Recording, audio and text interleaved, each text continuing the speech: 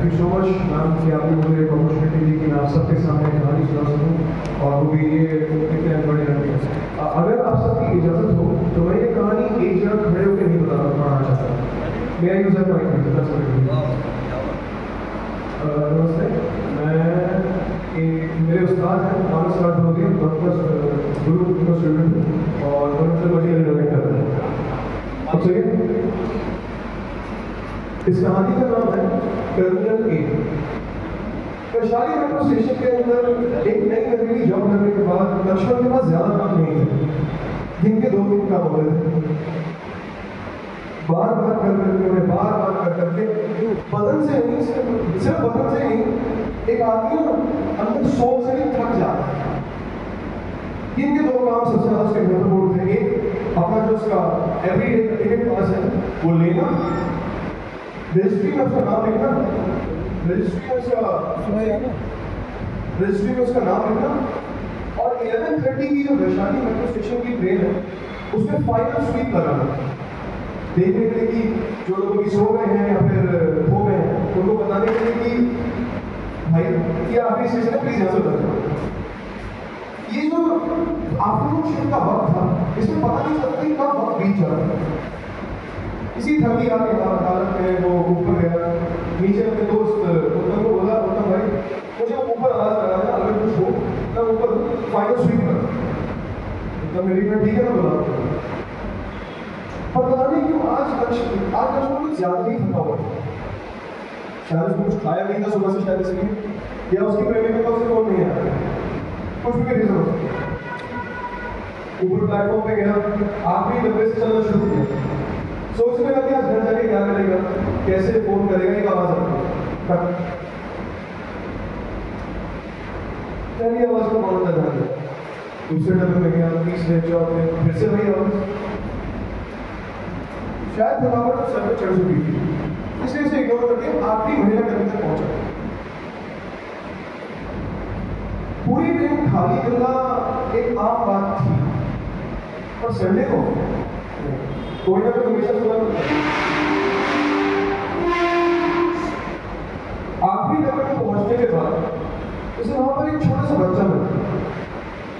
ताज्जुब की बात थी, स्कूल की यूनिफॉर्म विंटर की पहनी हुई थी और समर चल रहे थे, शू पॉलिश में एक भी दाग नहीं था, पूरी की पूरी यूनिफॉर्म थोड़ा दूर रखो, पूरी की पूरी यूनिफॉर्म बिल्कुल साफ थी, एक रिंकल नहीं, सॉक्स क्लीन थे, एक ड्रेस है।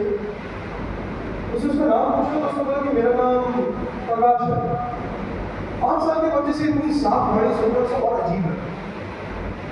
तो उसका काम था, उसने किया, उस बच्चे को नीचे लेके गया, उत्तम के पास पहुंचा, उससे बोला यार मुझे एक बच्चा मिला है, अब मुझे पता नहीं बेसिक प्रोटोकॉल फॉलो कर लिया, अब तुम देखो क्या करना। कौन सा बच्चा? लक्ष्मण पीछे मुड़ता देखता है, प्रकाश वहां पे नहीं। भाई आज तो थकावट की हद बात हो गई है, अब बस ऊपर जाके अपना पास लेता हूँ, जो ऊपर जल्दी से छोड़ के आ गया हूँ और नीचे चले जाता हूँ। मुझे से फिर से बसने के बाद उसने देखा कि वहां पर एक औरत सो रही है, शायद इसमें नजर में छूट दी होगी, ध्यान नहीं दिया होगा। पास जाके आराम से उठाने की कोशिश करी तो जिस अवस्था में वो औरत हुई उससे लक्ष्मण फुट गए। इतनी जोर की आवाज थी कि आखिरी डब्बे पर उस औरत की चीख गूंजी। सभी क्या करा, बस कंधे से बात ही कर रहा था पानी की, इतनी कोई अजीब चीज नहीं। ऐसा रिएक्शन उसे समझ नहीं आया कि उसे क्या करना चाहिए। उसने उसे उठाया, बोला कि मैम ये आखिरी स्टेशन है, आपको ऐसे लग जाना चाहिए। फिर लक्ष्मण ने और चीजें नोटिस करनी शुरू की, यानी उस औरत के हाथ में उसका कोई बैग था, जो चप्पलें महंगी नहीं रखी थी, उसके हाथ की जो महंगी थी फेड हो गई, जैसे भी किसी की शादी हुई, उसके हाथ में सिर्फ एक चीज थी, वो आईडी था, स्कूल के बच्चे का आईडी था।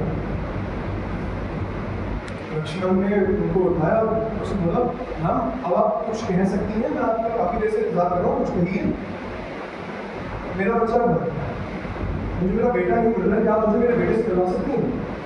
क्या मुझे मेरे बेटे से मिलवा सकते हैं? बस एक बार मैं उससे मिलना चाहती हूँ, मुझे मिल नहीं रहा। जिस इससे पहले लक्ष्मण को सोच पाता, उसे याद आता है कि अच्छा हाँ, आगे का जो ड्राइवर है उसको बताना है कि भाई ये आपकी ट्रेनिंग है, ऐसे इसको कंटिन्यू नहीं करना। जाके उसने दरवाजे पर खटखटाया तो अंदर से उसका दोस्त निकला, सत्यम। सत्यम एक मस्त बोला इंसान था, उसे जिंदगी को ज़्यादा पता नहीं, इंजीनियरिंग करने के बाद उसे सोचा था सीधा गाड़ी चलाता रहूँगा, मस्त रहूँगा। सत्यम जब बाहर आया तो उसने बोला कि ये मैम जो भी है उनको नीचे पहुँचा दो, इनका भी प्रोसीजर सेम ही होगा। लक्ष्मण ने जैसे ही उस औरत की तरफ का हाथ बढ़ाया, दूसरे डब्बे से एक और आवाज आई, तो फिर से नहीं पर आती, सर माफ कर दीजिएगा, मेरी पत्नी को कुछ बीमारी है, जब से हमारे बेटे की मृत्यु हुई है वो मेरे हमारे बच्चे को ढूंढ के आ रहे हैं, मुझे वो मिलने के रहा है और कि हमेशा यही था, इसको माफ कर दीजिएगा, हम अभी चले जाएंगे। इतनी थकी हुई अवस्था में अपनी एक ऐसी औरत को, एक रैंडम आदमी के साथ भेजना लक्ष्मण को सही नहीं लगा। उसने सत्यम को बोला, यार सत्यम मैं एक मिनट आता हूँ, तुम यहीं पर। वो नीचे दोनों को लेकर गया, अपने ही पास से उनके एग्जिट कर रहे और उनको जाते हुए लक्ष्मण कसम खा सकता था कि उस आदमी की आकृति बिल्कुल उसकी तरह थी, काफी हद तक, और बस कुछ छोटे मोटे चेंजेस थे, बाकी वो आदमी बिल्कुल उसकी तरह दिखा। उसने उनसे पूछे, यार ये पहले भी आते हैं यहाँ? उन्होंने बोला नहीं। ऊपर जाकर सत्यम के पास जाने लगा तो आवाज फिर से